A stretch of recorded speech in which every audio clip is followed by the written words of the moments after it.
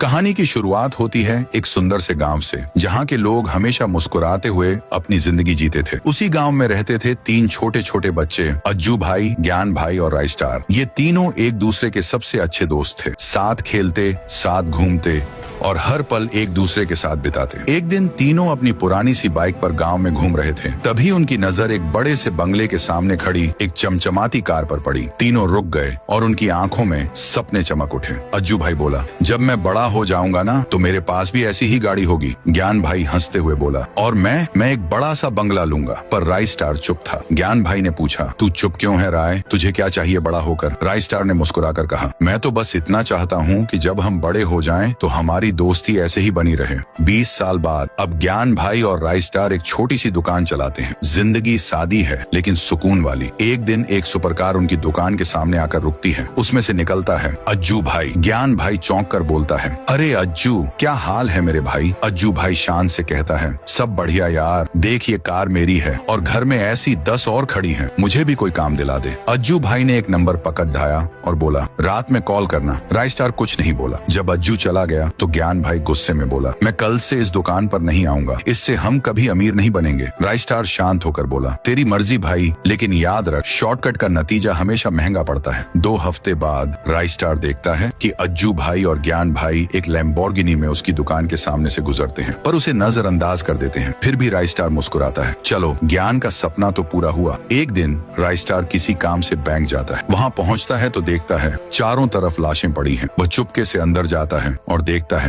अज्जू भाई और ज्ञान भाई बैंक लूट रहे होते हैं। राय स्टार दौड़ता हुआ उनके पास पहुँचता है। ये तुम क्या कर रहे हो? ज्ञान भाई गुस्से में चिल्लाता है, तू बीच से हट जा रहा है वरना तुझे भी मारना पड़ेगा। राय स्टार मना करता है और तभी अज्जू और ज्ञान दोनों उस पर गोली चला देते हैं। राय स्टार बेहोश हो जाता है। जब उसे होश आता है, डॉक्टर कहते हैं, किस्मत अच्छी थी, गोली दिल को नहीं लगी। थोड़ी देर बाद अज्जू भाई भागता हुआ आता है। राय भाई, वाइट 444 के गुंडों ने ज्ञान को पकड़ लिया है। बैंक लूट के बाद वो हमें घेर के पैसा छीन लिए। मैं तो भाग गया पर ज्ञान पकड़ा गया। राय स्टार का गुस्सा अब आसमान छू रहा था। अब जो भी हो, ज्ञान को मैं बचा के रहूंगा। वाइट 444 चिल्लाता है, हमारे इलाके में चोरी करेगा तो मरेगा। ज्ञान रोते हुए बोलता है, मार दो मुझे, मैंने अपने ही भाई जैसे दोस्त को मारने की कोशिश की है। तभी एक बड़ा धमाका होता है। धूल के बादल हटते हैं और एंट्री होती है राय स्टार और अज्जू भाई की। जबरदस्त फाइट होती है। राय स्टार और अज्जू भाई मिलकर वाइट 444 और उसके गुंडों का सफाया कर देते हैं। धुंध हटते ही ज्ञान भाई देखते हैं वाइट 444 भाग चुका है। जैसे ही वो पीछे मुड़ते हैं,